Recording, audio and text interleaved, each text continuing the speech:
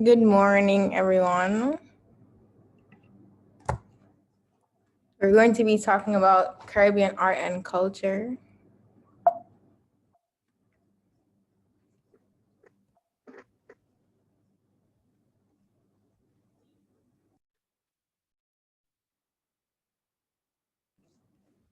So the four ways art and culture contributes to the Caribbean development are music, festivals, artisanal crafts, and food/culinary arts. Caribbean music has helped to define the region and has placed it on the world map.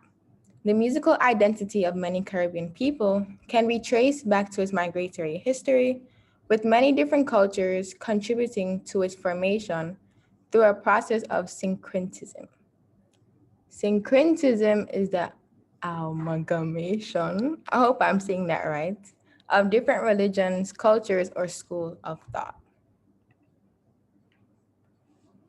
Caribbean music includes styles unique to its people, especially a variety of creoles are displayed within them, hence making it key to learning Caribbean art and culture.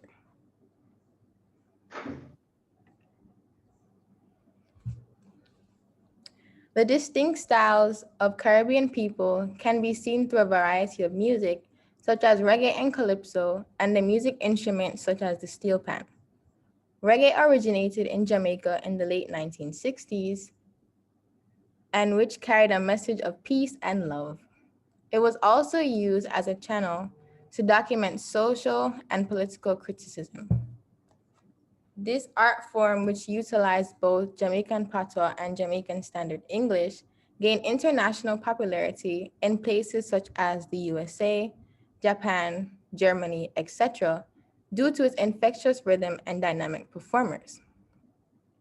Similarly, calypso, originating from West African music and singing, was a way for the lower socioeconomic classes to poke fun at important people and institutions.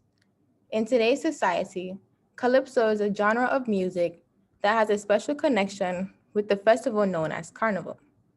Calypso was also a way to provide a social and political commentary of events, mainly in places like Trinidad and Tobago. In relation to the musical instrument known as the steel pan, it was said to have been invented in the 20th century. It was used originally in Trinidadian carnivals until it was later developed in the middle of the century and used for percussion. The steel pan was associated with basic level people, that is, persons from poor communities on the outer ports of Spain. Today, steel pan is still used not only throughout the Caribbean, but also to diaspora. It is clear that music contributed to Caribbean development as it gives Caribbean people a sense of identity, which they use to express their political and socioeconomic views, along with it being a way to demonstrate their pride in being a Caribbean citizen.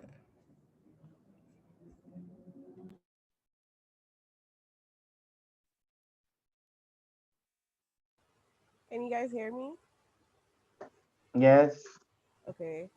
So, festival. Caribbean festivals are distinctive in their use of customs, the importance of music and dance, and the high level of audience interaction. The influence of early settlers on the economy, cultural, and social life in the Caribbean is very evident in the festivals of the region. These reflect the region's history, connecting present day society to the past and at the same time including contemporary elements. Next slide. Hello.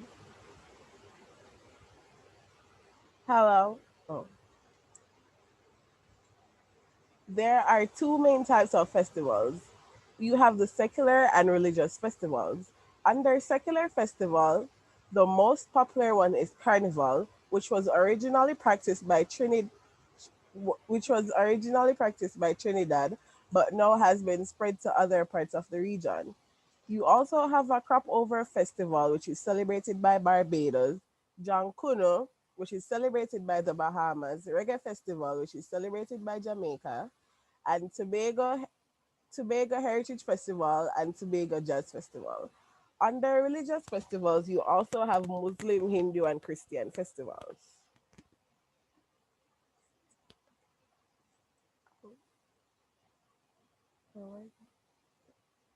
The most popular secular festival is Carnival. This has been contributed to the growth and development of the Caribbean and is one festival that defined the Caribbean. This festival is a street festival that consists of steel band music, dance, and costumes. The Crop Over Festival was originated in the 1780s. This festival lasts for 5 weeks and is used to highlight the history, art, and culture of Barbados. Jonkune is usually celebrated at Christmas time. This was started during slavery as a day when the slaves were allowed to leave the plantation and celebrate with each other. They celebrated with dance, music, and costume. Reggae Festival in Jamaica started in 1978. It is held every year in the month of August for 1 week. This is where different reggae artists come and perform. It is now commonly known as Reggae Sumfest.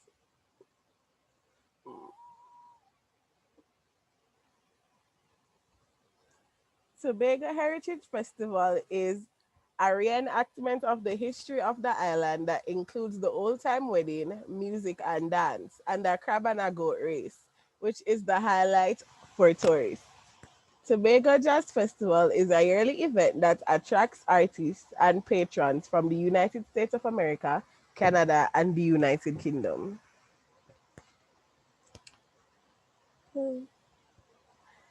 Eid al-Fitr is a religious celebration that marks the end of the period of Ramadan fasting for Muslims.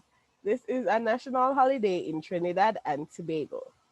Diwali connects the Indians to Mother India. This is a festival of light over darkness. This is a national holiday in Trinidad and Tobago. Easter is the Christian One festival. second, ladies, 1 second. Could you read the question for me, please? What the question is asking?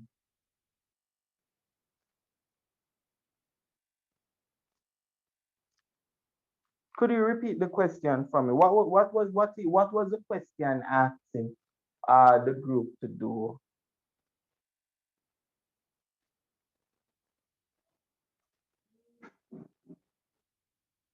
Sir, it said, explain 4 ways art and culture contribute to Caribbean development. All right. What are the 4 ways they're going? What are the 4 ways they're looking at? Are you have Music, music, festivals, festivals, yes, artisanal crafts, yes, And and culinary arts. yes. So if those are 4 ways, how so link it now to development. How you link music to development? Because you describe and you tell us the different types of music, but the other part of the question you are yet to answer. How do you link that to development? Because the question asks to explain how Caribbean art and culture contribute to the development. So how the music contribute to development? What are the benefits of Caribbean music? sir, helps to it helps identify Caribbean people. It was a way to You're in culinary arts. Go back. that's too far to scroll.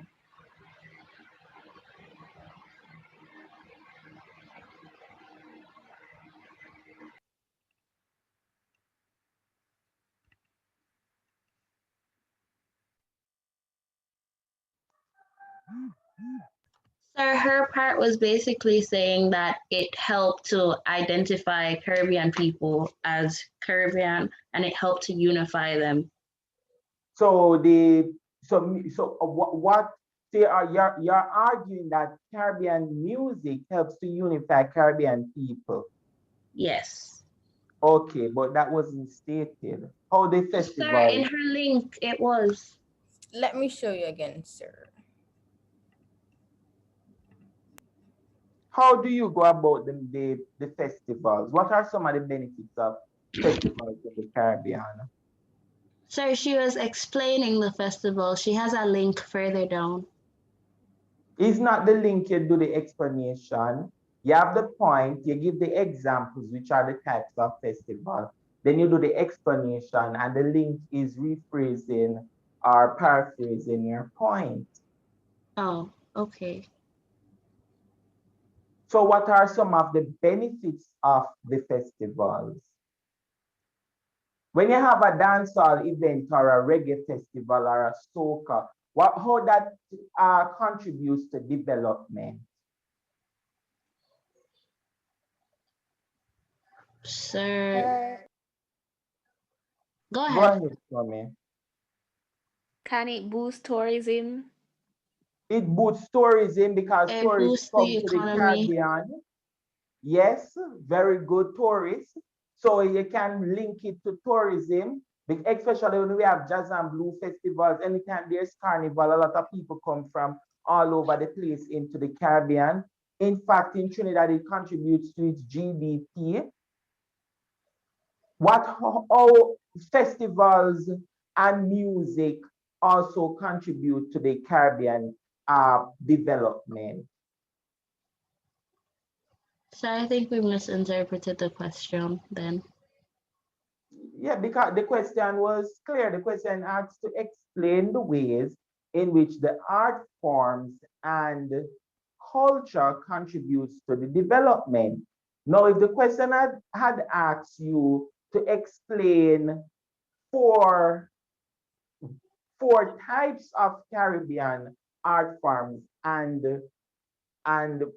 culture, then the presentation would be perfect. You'll get full marks for the presentation.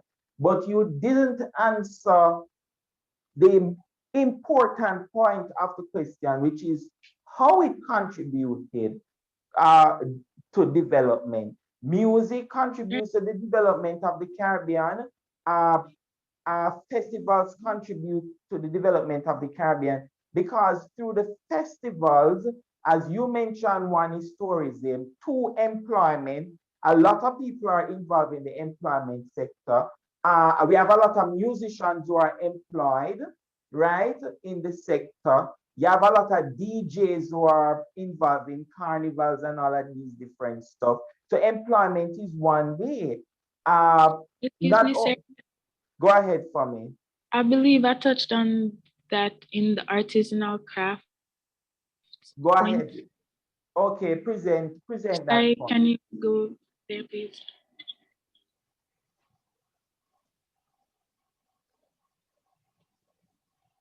Okay.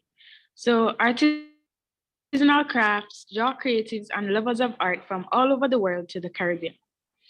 Artisanal crafts play such an important role in our culture as it dates back to the first indigenous inhabitants of the region. These items made by talented civilians using materials like bamboo to make piggy banks or wood to make Rasta figurines, and the list goes on. Good. They are also unique to each country and culture. Hold on, Not where did it bad. go?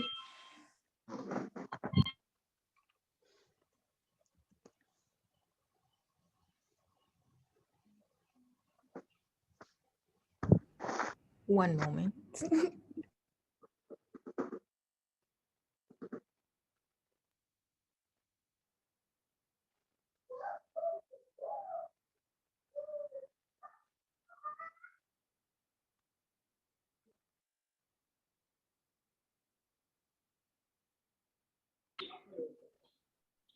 Okay. Where was I? They're also unique to each country and culture across the Caribbean, hence making them attractive to tourists. These crafted items have been a great source of income for many West Indians as such, and by extension, the respective countries and the region at large. Next.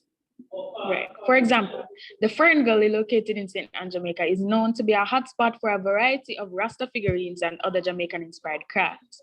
Yes. With it being such a common route for buses and cars traveling to and from the North Coast, especially tourists touring the island, This art form has definitely contributed to the development of the Caribbean. More citizens are employed, whether it be formally or informally, by selling unique craft items on the sides of roads or in designated shops, and so decreasing poverty, potentially crime, and increasing the standard of living for citizens. That's Excellent. That is how you develop the point and link it to the question that was asked. So out of the music wasn't developed or clearly stated. Uh, the the visual part of it that you spoke about in terms of the figurine, that was perfectly developed. Same thing for the festival, that wasn't developed. So just work on it and as a group, please, everybody in the class, please go and work on the question because that's a very popular question in the exam. And what I want you to do is how to interpret the question and how to go about answering the question based on what it's asking you to do. All right, thank you very much, group. One, group two, go ahead for me, please, which is Duncan, Prince, Gilbert, Taylor, and Smith. Sir, Jade and I are the only ones here, so we'll do the presentation today. Okay, go ahead.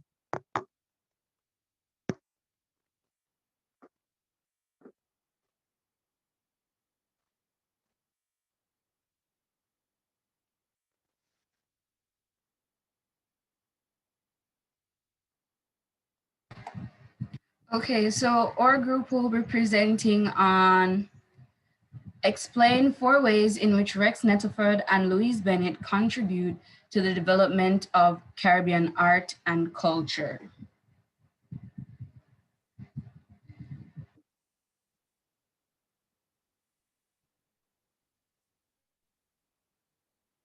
Introduction. Louise Bennett Coverley, Miss Lou, was a Jamaican poet, activist, and educator. A prominent figure in Caribbean culture, she is credited for helping to preserve Jamaican customs through her works of literature. In her poems, she was able to capture the religion, the joy, and the sorrows of Jamaican life. Through her poetry, she uplifted the Jamaican dialect, patois, to an art level that was enjoyed by many. She is described as Jamaica's leading comedian and was also known as the mother of Jamaican culture.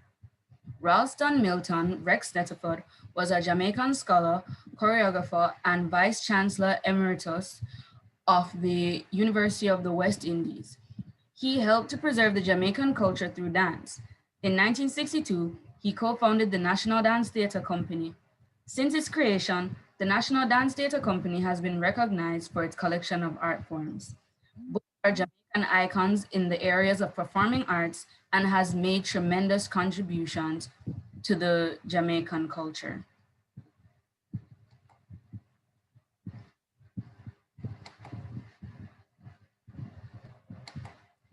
Jade.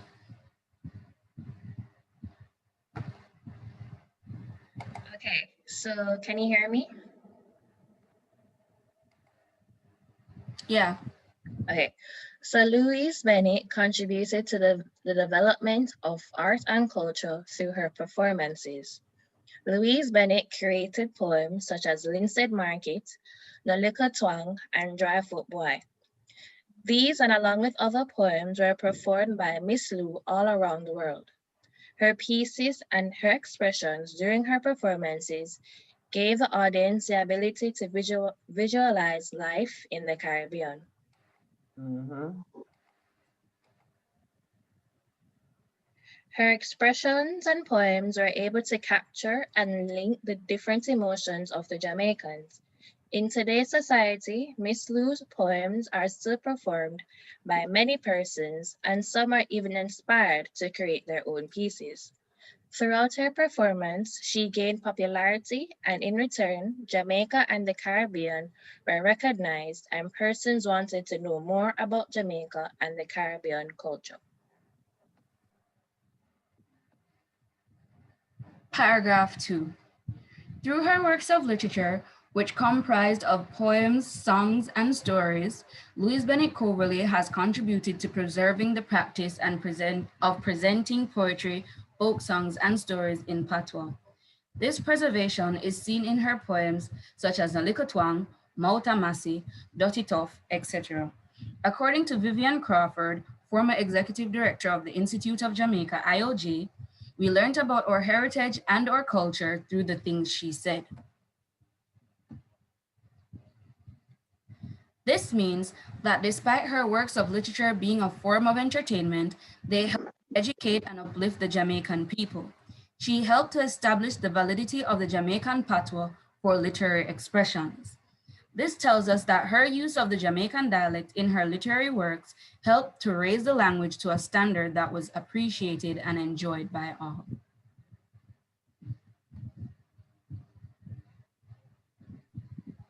Rex Netterford contributed to the Caribbean's arts and culture as a dancer, which shows the importance of culture identity. Through dance, Professor Netterford tried to preserve Jamaica's cultural heritage, and in 1962, co-founded the National Dance Theatre Company to extend his culture vision. Rex Netterford's choreographed pieces are an expression of African traditions which served colonialism and slavery.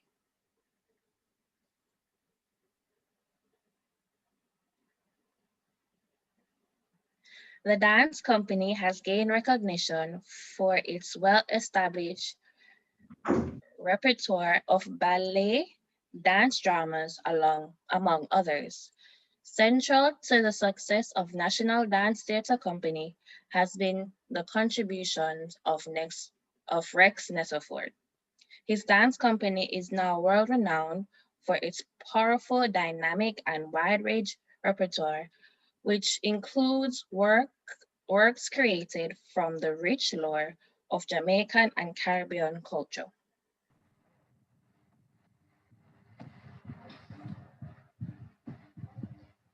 Paragraph 4. Rex Netterford also contributed to the Caribbean arts and culture through his different leadership roles and representation on the world stage. Netterford served on the executive board of UNESCO, the World Bank, and as a consultant to CARICOM. This did not only ensure that Jamaica and the rest of the Caribbean was represented, but it ensured that real problems were brought forward and solved as best as possible. His contributions are still recognized all over the world, and after his death in 2010, many organizations have made it their duty to keep his legacy alive through the arts by doing live performances in his name.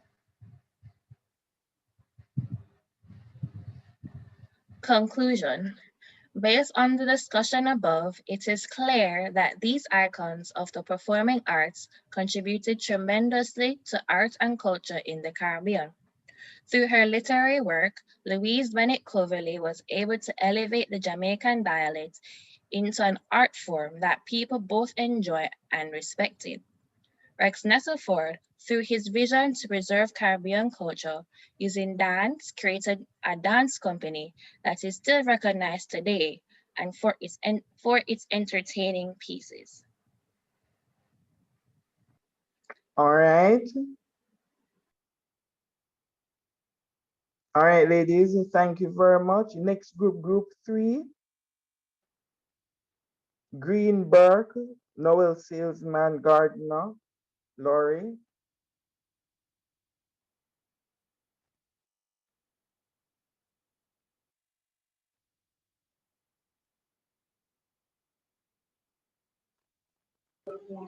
Okay, so good morning. We will be presenting on the ways in which Beryl McBurney and Paul Marshall contributed to the development of Caribbean art and culture.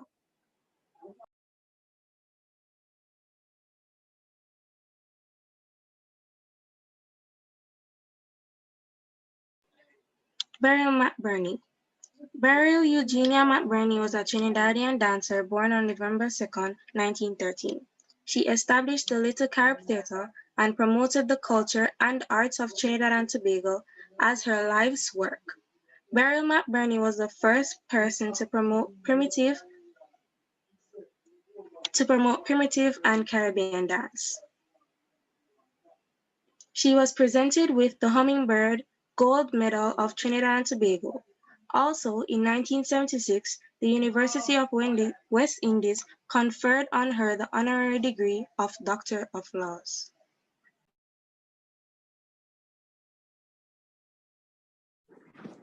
The Little Carib Theatre. Beryl McBurney's contributions. Okay, so the Little Carib Theatre.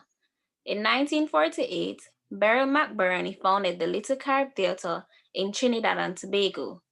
The Little Carib Theatre was established as a folk dance theatre to showcase the rich and vibrant culture of the Trinbagonian people. McBurney opened her first show ballet at the Little Carib Theatre, in which a number of other productions were displayed there also.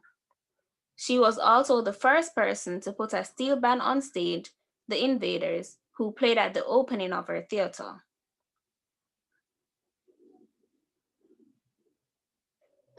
Beryl McBurney opening production of Carnival Ballet featured a Juve band dancing ballet to steel band music. Her other notable productions were Talking Drums, Sugar Ballet, Caribbean Cruise, and Parang. Steel bands were then regarded as good-for-nothing musicians in the 1940s. Now, steel bands are widely used and even contributes as a tourism booster in the Caribbean as a result of McBurney's contribution. The Little Carib Theatre and the work that Beryl McBurney did there inspired other countries throughout the Caribbean, such as Jamaica, to find little theatres. And the Little Theatre is located on Arthur Wink Drive in Kingston. It was also at the Little Carib Theatre that the famous poet, playwright Derek Walcott founded the Trinidad Theatre Workshop in 1959. The Little Carib Theatre was always in business as there were vibrant performances such as drumming, dancing, plays, and poetry readings every night.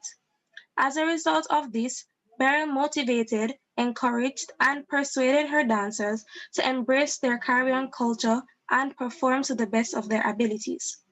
They even went to teach dancing at the then University College of the West Indies in Jamaica.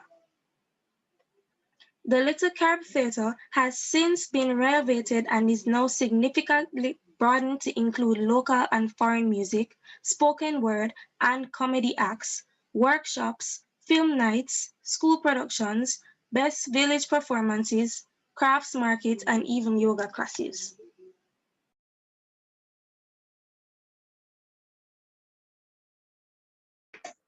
In her autobiography, From the Poets to the Kitchen, novelist Paul Marshall describes the root of her fiction. She says the group of women around the table a long time ago, they taught me my first lesson in narrative art. They trained my ear, they set a standard of excellence. This is why the best of my work must be attributed to them. It stands as a testimony to the rich legacy of language and culture they so freely passed on to me in the workshop of the kitchen. At the start of the Depression in 1929, Marshall's parents migrated from Barbados to New York, where she was born. When Marshall was 9 years old, she paid an extended visit to Barbados, capturing the impressions of her cultural roots in a series of poems and later in such autobiographical short stories as To Dadu in Memoriam and her novel Daughters.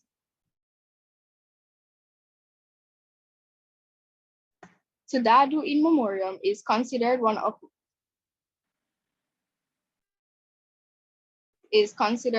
Marshall's most acclaimed short stories. Written in 1966, it conveys her experiences on that first trip to Barbados. As Eugene Culler explained in Black Women Writers, we see a little girl discovering that her New York world is not the only world, that her roots in Barbados, which she's visiting for the first time, also define her and influence her in a way.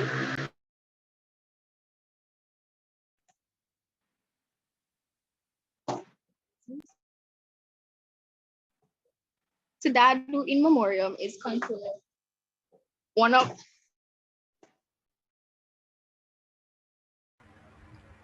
Paul Marshall's contributions. Paul Marshall is one of the greatest contemporary feminist writers of the Caribbean. Marshall is recognized as one of the first authors to explore the psychological trials and concerns of Black American women, and to reclaim their African heritage through her many novels and short stories about ethnic identity, race, and colonialism.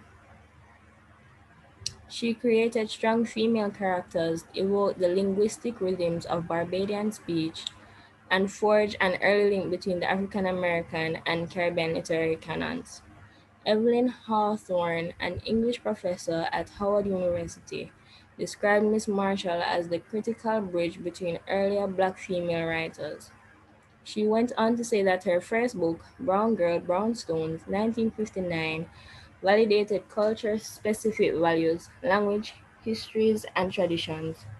Her novel can be considered as a reflection of her life as it is set in Brooklyn, where a girl named Selena grows amid conflicts between her Barbadian parents. Her focus is always centered on the liberation of West Indian people and reconnecting them to their roots. Her work regularly appears on the syllabi across various disciplines in the humanities, attesting to the contemporary significance of her work.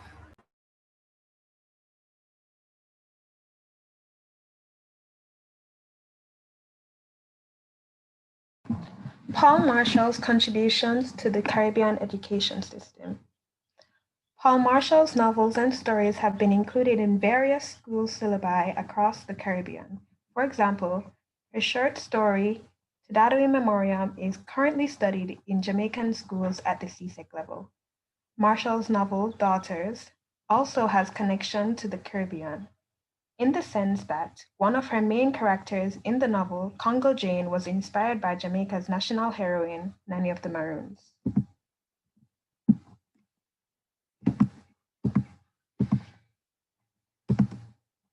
Marshall, through the use of her novel and story characters, expresses the hardships and experiences that Caribbean people. This adds to the Caribbean education system by providing individuals with knowledge about their roots and culture in an entertainment aspect.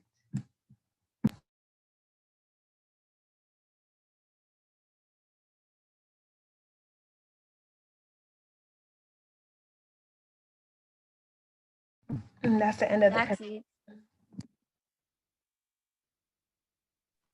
All right, thank you very much. Uh, the on Monday, we will continue the presentations with the other three groups. And on Tuesday, you're going to do an online activity. I'm encouraging the students who have not completed the activities online, please to do so. All right, I'll give more feedback on the presentations on Monday. Enjoy the rest of the afternoon, ladies. Bye, sir. Sir, You too, Bye, sir. sir. Bye, sir. Bye sir, bye. Mr. Someone Hall. is, yes, go ahead for me, please. Sir, I was wondering if group one is supposed to do over the presentation. You can add the different stuff because the information that you have is there is good, right? It's just that you're not linking it to development. So if you can link it to development, then I'll give you the chance to do it over on Monday. Okay, Okay. sir. Okay, thank you, sir. No problem.